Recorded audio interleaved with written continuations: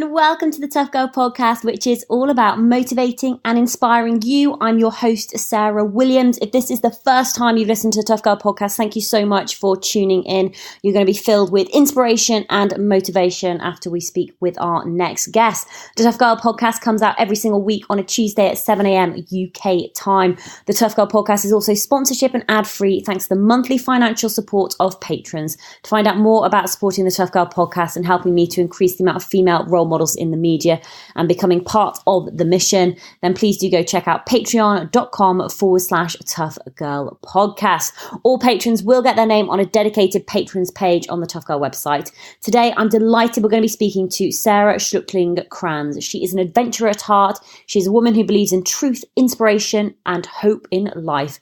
Sara believes that we all have the power within to become our best self and live life boldly. Sara's going to be sharing more about some of the challenges that she's faced in life, how she got back to nature, and how she overcame them and what she's learnt in the process.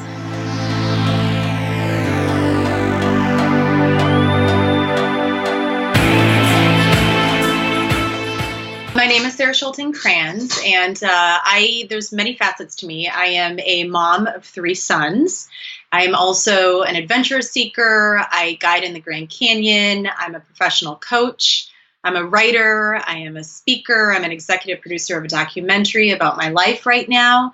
And I'm just all about being there and helping other people keep the ripple effect going. On your website, it says as well, like, I am an adventurer at heart, which I absolutely love. Have you always been adventurous? So, I was born and raised in a small town called Black Earth, Wisconsin. And I was when I was a young girl, I would grab my fishing rod and I would go into the Black Earth Creek and I would fish, or I would, I had brothers. I have 2 brothers, and we would play hide and seek in the cornfields and in between the corn stalks. And so, I was adventurous at heart, but never to this degree, only because back there it's more flat. We don't have mountains and the ocean and all of that, amazing nature that we have out here in California. Doing what you do now, like, you're getting outside, you're doing a lot of coaching, but I know there was a transition and there was a reason for that. And I'd love you to share more about that aspect of your life.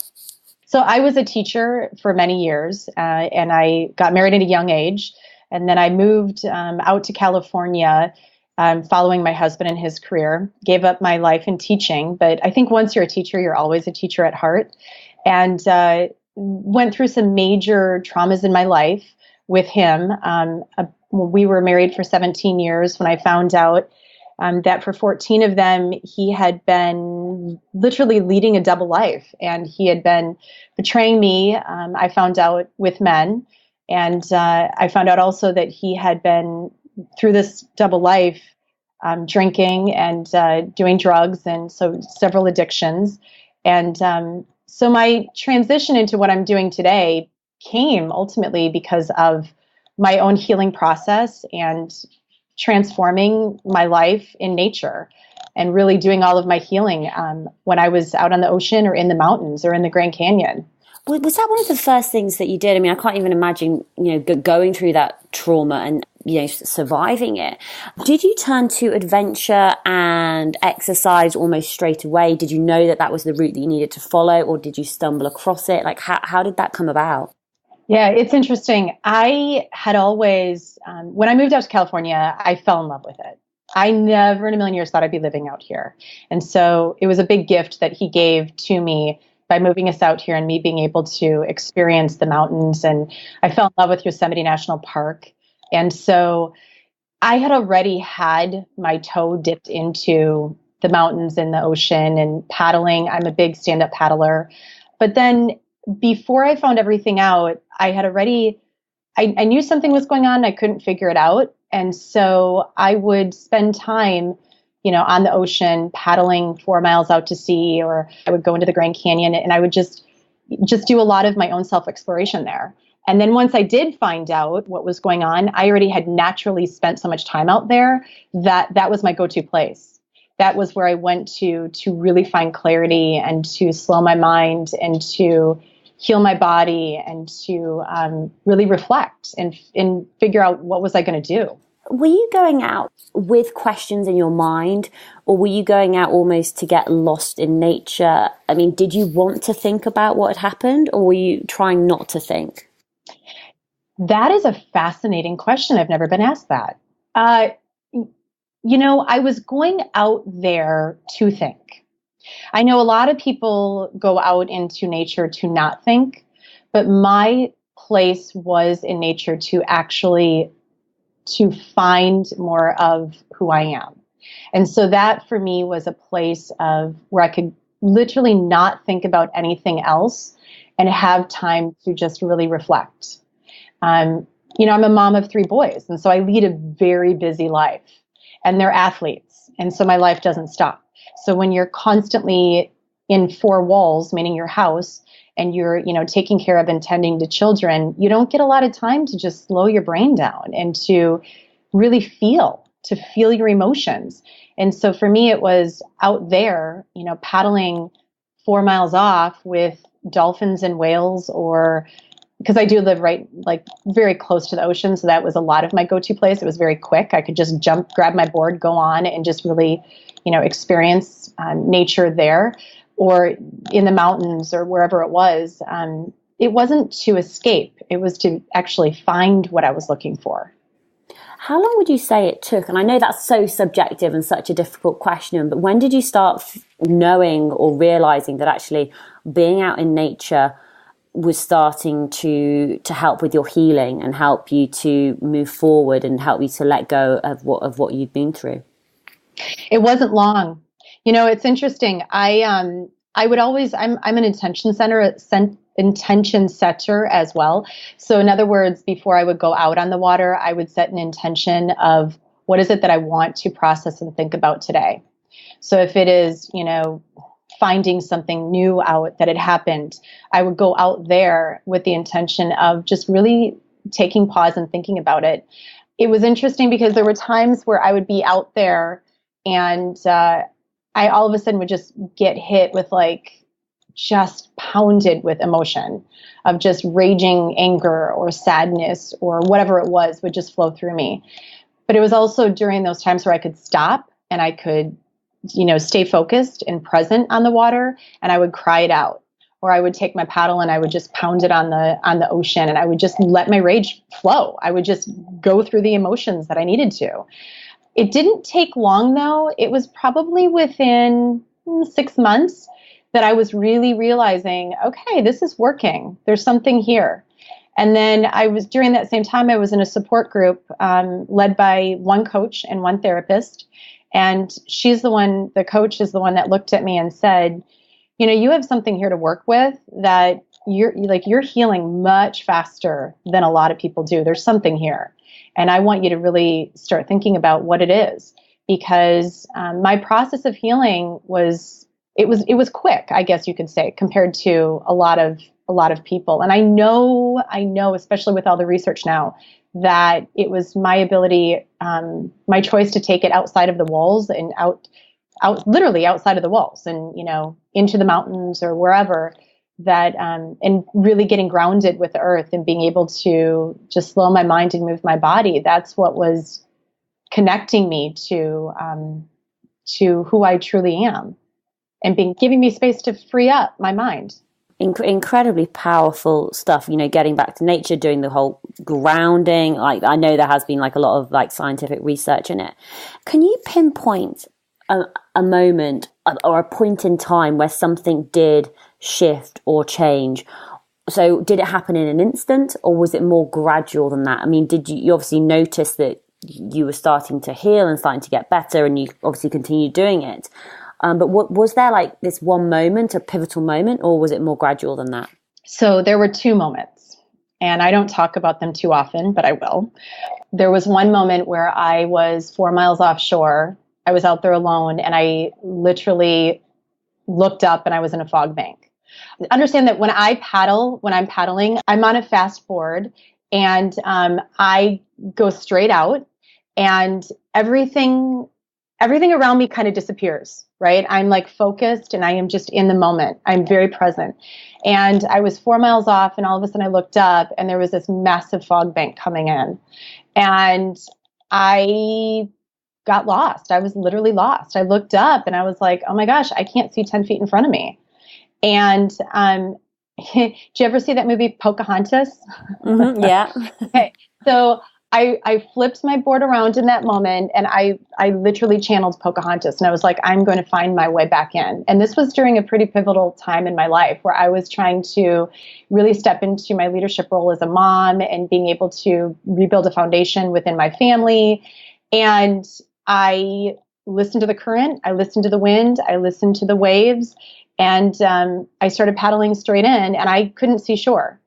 And all of a sudden, this pod of dolphins came out of nowhere, and I wasn't very far off at that point. And they, because I was asking like for some sort of sign from, nature, universe, whatever you want to call it. And I was saying, just guide me in, guide me in. I know that I have it within me to guide myself where I need to be. I know that I can do this. And this pod of dolphins came out of nowhere, like I said, and they were literally right next to my board and took me right into the mouth of the harbor. And I landed right in there. And in that moment, I thought to myself, I have what it takes to guide my family. I'm good. Everything that I need is within me. I have it all. And all I need to do is to listen to my intuitive sense and to believe in me and to know that I didn't live through all of this for nothing. There's so much greater there's so much greater to all of this than the hurt and the pain in the moment. So that was one of my moments. And then my second time was when I was in the Sierra Mountains, and I was hiking with some friends, and I walked up to this point, and I stood on this rock, and I looked out at the valley below, and it was like, I don't know, it was like this rush of just absolute peace that just flew through me. And I remember looking out and thinking, this world is so much bigger than what happened. And it's good. Like, I'm good. Like, I'm good. It was also the point that I remember thinking, I'm getting divorced. I'm absolutely getting divorced, and I will be fine. And my kids will be fine. And we are going to be good. Coincidentally, a friend of mine took a picture of the back of me when I was looking out. I was with some friends at the time, like I said, and it ended up landing in the Sequoia National Park book on things not to do, standing on a rock on a ledge, because it was, I was literally like just standing on a rock looking out. And it was such a pivotal moment for me. But yeah, those are my two big moments when I was in nature and had those like, I get it. And amazing that actually, I know you shouldn't have been doing that, standing on the rock, but amazing that actually you've got that moment has been recorded, and you can look at that image and know that was the point when you knew that you were going to be getting divorced, but you know what? You were going to be okay. Your family's going to be okay. You talked a lot as well about staying present, being in the moment, being present. And I think that's something that a lot of people can struggle with. How do you stay present? What advice would you have for staying in the moment? I ground myself a lot. And what I mean by that is I take my shoes off and I go out into Mother Earth and I feel it. It's about really stopping and remembering, you are where you need to be in this moment right here. And that this moment is happening. This conversation I'm having with you is what's important. It's not about what I had for breakfast or what I'm making my kids for dinner. It's literally about this connection right now. And everything else is just stuff. Because if we're not living where we're at right now, what does anything else matter? And you talked as well about having the leadership role, as well as, being a mum to 3 boys. So you've got to obviously look after yourself, but you've also got to provide support for them as well. How did you find that? So my boys are 27, 17, and 12 now. This was 5 years ago. So they were younger. I had been through some major traumas in my life prior to. When I was 17, I had been raped by somebody I knew, and my oldest son is actually the product of. I got pregnant, and he's my son from that devastating experience. But he's also an amazing kid. Oh my gosh! So I'd already been through this before, where I had to step out of thinking only about me. Right, when I had to raise him at a very young age. And so I drew from my past experiences on how to do that. And I also knew that I needed to find support. So when I had my son at such a young age, I turned to my family, and my family stepped up. They were like, yeah, we'll help you. If this is the choice that you want to make, we will be here for you. And I also had the understanding, and I learned very, very clearly, quickly back then, that not everybody will agree with you. And some people will choose to walk out of your life, and that's okay. So when it came to this situation, I knew from my past experiences, find the people that will be there for you, that will support you, that will guide you. But not only me, but my kids. So I went to their coaches. I went to their teachers. My family doesn't live out here. I'm here alone. And so I didn't have family just to turn to out here, but I could, via phone or whatever else, talk to my family back home and let them know what was going on as well. And, our friends, I was very clear with my children that, you can turn to your friends. It's okay. Your friends will be there to support you. And those that don't, you know what? It's okay too. It's okay. You love being outdoors. You're close to the ocean, you're close to the mountains, you do stand-up paddleboarding, you head into the Sierras, you ground yourself, you spend time in nature. One of the things that you went off to do was to get your Wilderness First Responder certification. Can you just tell us a little bit more about how that came about, and was that part of the journey to healing, or was that just something you wanted to do? It's funny. I don't think I realized it was a part of my journey into healing until it happened, just like many things. So when I got my professional certification as a coach, I also knew that my coaching needed to be done outside. I do one-on-one coaching as well. And I'm creating programs through my website and all that. I'm branching out that way as well. But I knew that, my jazz and where I get ignited and where I'm like on fire is when I'm outside coaching. And so I wanted to take my business into the same place where I found a lot of my healing, which was the Grand Canyon. And the Grand Canyon is so metaphorical. It's like you got to go deep within and really sit there, right? Like the Grand Canyon, and experience it and feel it and really learn. And then you come out of the other side different, transformed, healed in many ways that you wouldn't otherwise. So I wanted to take my coaching program into the Grand Canyon. Made sense. So in order to do that, I had to get my commercial use authorization. And in order to get my commercial use authorization, I had to get my Wilderness First Responder certification. So at 42, I believe, I went back and got my Wilderness First Responder certification. And I was one of the oldest ones there, and it was like, I'm a mom. I was one of the only moms there, and just doing this. And so for me, it was also a healing process because it was a really intense experience. And I also realized, so what if I'm 42? Who cares? You can do this at any age. It doesn't matter.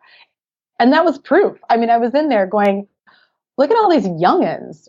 I absolutely love that, the fact that you went back to do this qualification at 42, which is not old, by the way. No, it's not. No, and being a mum and going out and getting this, because obviously, it adds to everything else that you're doing with the coaching. Tell us more about hiking in the Grand Canyon. Yeah, hiking in the Grand Canyon there is nothing like it. Have you ever been to the Grand Canyon? I haven't, and it's on my list of things to do, but I've seen the photos. Oh, it's amazing. It is such a beautiful place. For me, it's such a spiritual place. I swear I've had past lives there or something. I don't know. When I'm guiding in the Grand Canyon, I love it because I get to experience it through other people's eyes every single time. And I get to see something new. And I've taken a blind woman into the Grand Canyon, and we actually, which was awesome. She wanted to go on my June 2018 retreat, and I had her go with. And it was phenomenal because, her senses, she experienced it in a different way than what we do. And we got to experience it differently through her.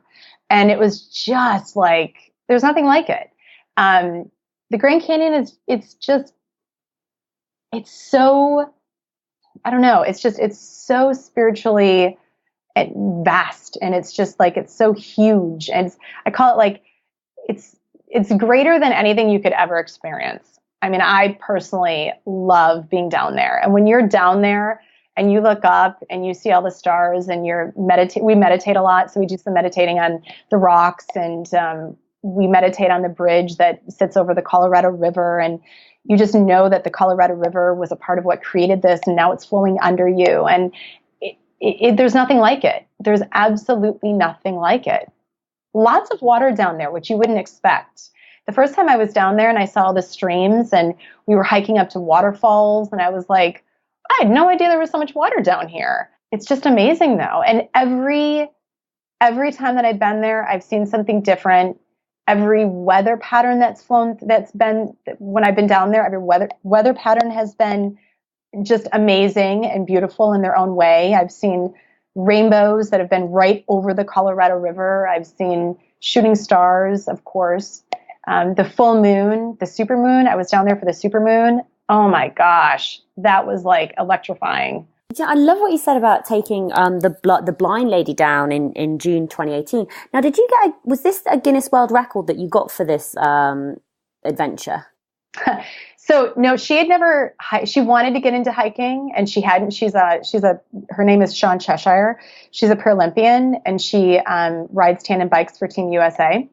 And she was going into the Grand Canyon to figure some stuff out for herself, just like all clients when they come on to these retreats with me.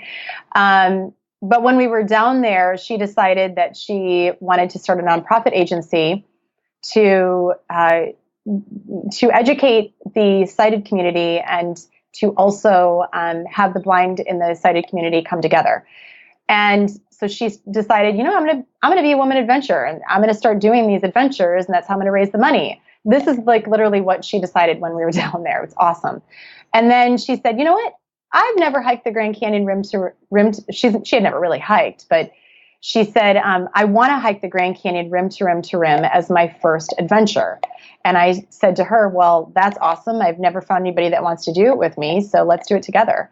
So in August of that same year, August of 2018, we took it on. We had 2 other guys join us as well. And we hiked rim to rim to rim. It was 42 miles, and it took us 24 hours and 15 minutes straight. So she smashed the man's world's record of 28 hours. And she was officially the first blind woman to ever hike it rim to rim to rim. But what was that like, having that responsibility and doing the hike, and, tell us a little bit more about what the day was like. The thing is with me is that I don't get hung up on the safety piece, right? Like that, if you're constantly hung up on the safety piece, you also aren't staying present and experiencing it in the moment, which is also very unsafe if you don't. So when you're guiding a blind woman, I had never done it before, besides the June 2018 experience. When you're guiding a blind woman, you have one person in the front and one person in the back. The way that it works with her is the person in the front wears a bell. And what she does is she listens to the bell, but she's also listening to your instruction to the person that's in front. So you have to actually describe the trail to her as she's hiking. So if it's 2 feet out, 1 step down, hang right, stay to the left, switch back left. So you're constantly explaining the trail to her, and she's also constantly at the same time listening to the bell that you're wearing ahead of her. The person in the back is there to be like that, second in command of making sure that she's safe, but also if the person in the front misses something, the person in the back can state it. So you're constantly working together. It's exhausting, quite frankly, because you have to constantly stay on, but you're also staying present. If I'm worrying about like all the other things that are going on or could happen, then you can't stay present with that person that you're also needing to keep safe. What do you think the biggest learning from doing that experience and from helping Shawn, from helping Shawn to achieve that goal? For me, it was the learning was in really being able to trust and being able to be present with another person and seeing what the capabilities are of others. And that truthfully, like, we're all here to help and guide one another, right? I mean, I can see and what a gift for her, what a gift. I literally was like, Shawn, this is the biggest gift for me. To be able to do this and see what I'm capable of is also a huge gift for me. One of the things that I really liked on your website, where it says, I'm also an adventurer at heart, but you decided that you wanted a symbol, something for you, which would show the world that a woman does not have to be put in a box. And I'd love for you just to tell everybody a little bit more about where that came from, and then what the symbol was, and how that evolved. Yeah. So I was being questioned a lot when I was coming out of my marriage. You'd be shocked at what people will say to you, from like, oh, you must have known, to we thought that you were in this marriage because of your kids only, and that, like, just the things that people would say were just so mean. I mean, I got to tell you, it was like, could you re-traumatize a person again? Have some heart.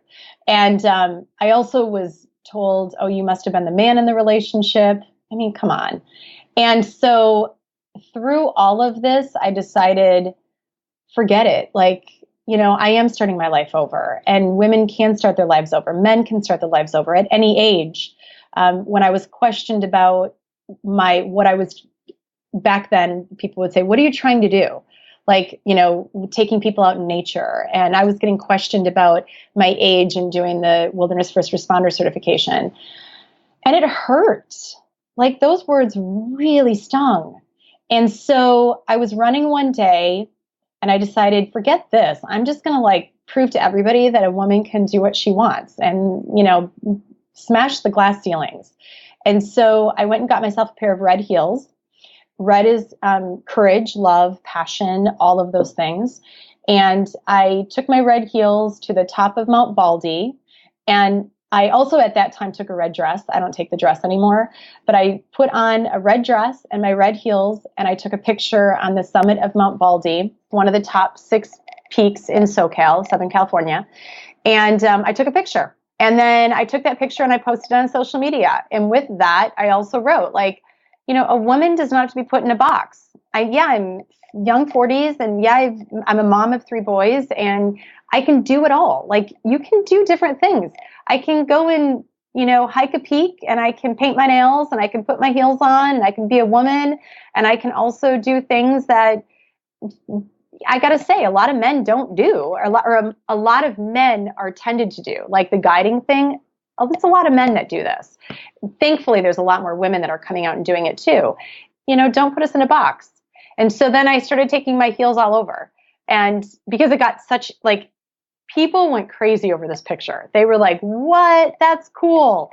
And so then I started taking my heels other places, and I started taking them to, Cucamonga Peak, and I took them up Mount Whitney, and I took them on the High Sierra Trail for 8 days. And I started taking them on top of Half Dome.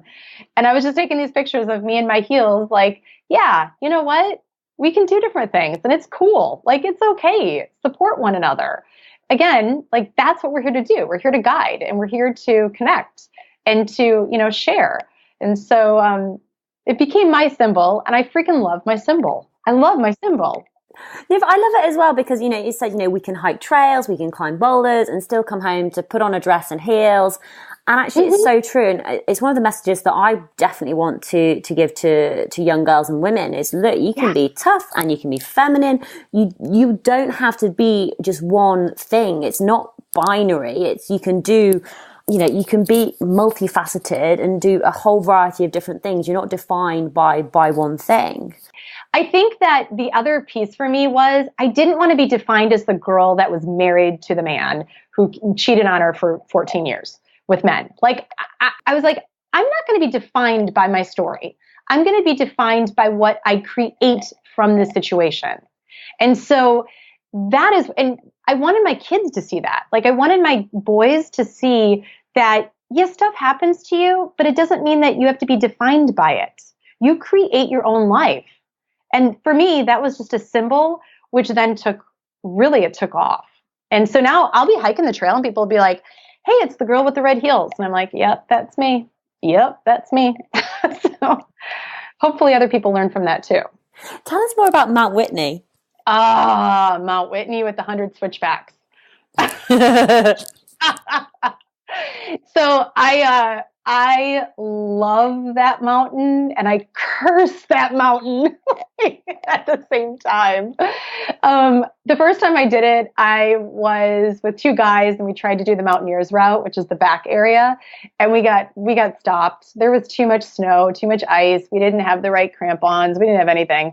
So we didn't summit. And I was sitting there like, that was my first time ever where I had been that high up. And I'm like, I think I'm pushing it. I think I need to turn around. That was the first time that I ever went, yeah, you know what? I've hit my limit. And then the second time I did it, we took the main trail and it was amazing. It took us so long. Oh my gosh, it took us 19 and a half hours to do that mountain. And I was with a group of guys and it was a blast though. We laughed the whole time. And then the third time that I did it, second time summit, was this last August. It was the day before my mom's 80th birthday. I was with my niece and two friends. We had hiked the High Sierra Trail. Had been out there for 8 days, and we decided we were going to summit Mount Whitney at sunrise. And it also happened to be the stars were just outstanding, shooting stars all over.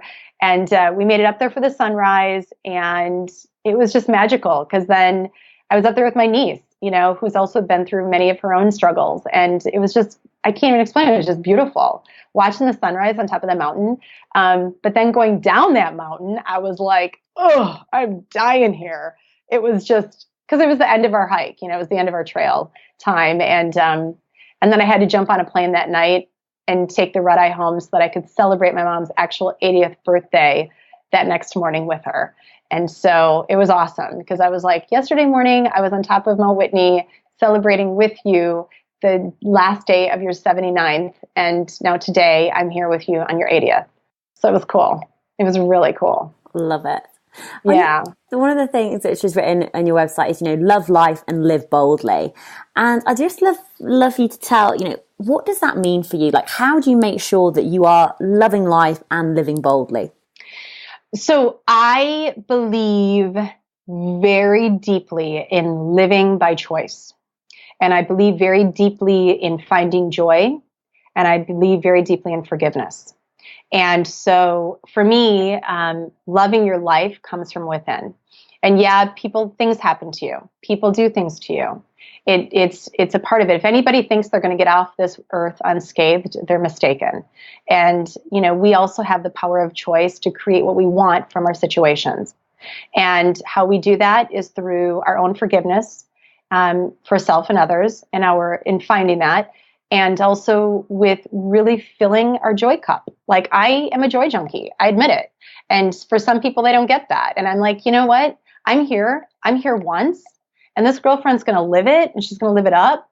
And no one's going to be able to sit there and tell me that I can't do something because, it's my choice. And I get to live my life on my terms.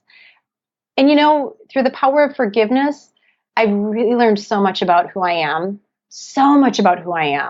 And, and my ex-husband and I are still friends. We co-parent. And there's just, that's loving life, and that's living it boldly. Because for a lot of people, they don't get it. There's a lot of people that sit there and they're like, why aren't you angry? Why aren't you more sad? Why aren't you depressed? You should be. And I'm like, there is no should. Do not should on me, because I do not should on me. So I want everybody to be joy junkies. So that's going to be like my new. But I love it. And actually living by choice is incredibly powerful, and finding forgiveness, and especially forgiveness of yourself, and forgiveness of others. I think it can be easy to say and incredibly hard to do. But if you can do it and get to that point, it's life-changing. It helps you find that joy and become a joy junkie, which is awesome. Yeah. What's going to be bringing you joy over the coming months? What have you got planned? What are you hoping to achieve? What's on the to-do list or the bucket list or the mountain list? Oh gosh, there are so many. So right now I'm actually represented by Folio Literary Management. So I have a book that we're shopping to publishers right now. So that is definitely something that I am looking forward to spreading out there for everybody to read.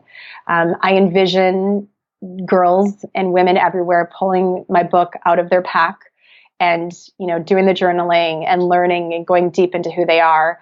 These are I am so living in my passion and purpose right now that for a lot of people, they look at it as work, and I look at it as creative. This is my creativity. This is my fun. This is my joy. This is my joy junkie. And so there's that. I'm also executive producing a documentary of my life. And I was asked to do this documentary of my own healing journey in nature. And so we're working on that right now. We'll be filming. We're looking at filming over Thanksgiving in the Grand Canyon. So there's that. And and I just I'm enjoying my boys. I just freaking love my kids. And my oldest son just announced to me that he's going to start traveling the world and spending 2 months in a city and then moving on to another city. And I'm like, that's awesome. Just being able to watch what they're doing because of, a lot of it is because of the courage that I've given them, that I've taught them. Live your life on your choice in your terms. So that's it. I have no idea what else I'm going to do, and that's okay. It'll come. Absolutely. But I know you'll continue to love life and live boldly, which is absolutely amazing.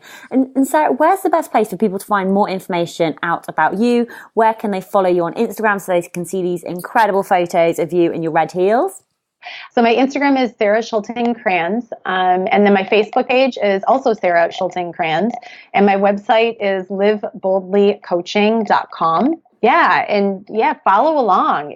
And actually the documentary website is walkthroughthis.com. So we're going to start putting a lot more stuff up about the documentary in there as well. Fantastic. And if anybody is in Colorado and wants to go and see the big canyon, that's not the right word for it. The big Arizona, Grand Canyon. Yeah. Absolutely. Get your states right. Arizona, the big canyon. Oh, there's so many. Grand Canyon. Yeah. The Grand Canyon. Yeah. Yeah. Definitely reach out to Sarah. But Sarah, thank you so much for coming on Tough Girl Podcast to share more about your story. I love what you've shared, and Joy Junkies just really stands out for me. Well, a lot of what you've said really stands out for me. But I'd love for you to just leave our listeners with just maybe some more words of advice. You've just got so many beautiful gems coming out. But just just final words of advice for our listeners. So it's funny because before I ever take anybody into the Grand Canyon, I always tell them, you don't want to leave regretting. And so if there is something that you want to do, stop and do it. Don't sit there and saying when I can, because the time is now. And you can do that at any time. Anytime. When I was younger, I remember I was watching Maury Povich or one of those shows. And there was 100-year-old woman on this show who had just re-roofed her own house. And I remember sitting there watching her going, dang, I want to be her someday. She's just up there re-roofing her house, right? And I'm like, why not? And so that would be it. I would say regret nothing. One of the things that I also just put back onto my thing that I want to do someday, as I was sitting here thinking about it, was a long time ago when I was a little girl, I remember thinking to myself, someday I want to build homes in Africa. I want to go and build homes or schools in Africa. And I took it off the books. And why did I take it off the books? Because I was 17 and I had a child now, and then I got married and all this stuff. And just recently I put it back onto my vision board. And I said, you know what? I want to go to Africa and build homes and schools. And so there's no right or wrong. There's no right or wrong to any of this. And you can bring things back into your life and live presently and do the things that you want to do. Don't regret. Don't regret. That's an incredibly powerful way to end the podcast. But Sarah, thank you so much for coming on and sharing about your story. Incredible. Thank you.